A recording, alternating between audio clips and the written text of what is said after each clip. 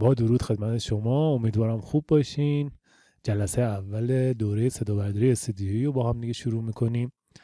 توی این جلسه همونجور که میبینید 5 قسمت داریم که قسمت اول ما مسیر حرکت صدا تو استودیو یا سیگنال فلو رو با هم دیگه بررسی میکنیم.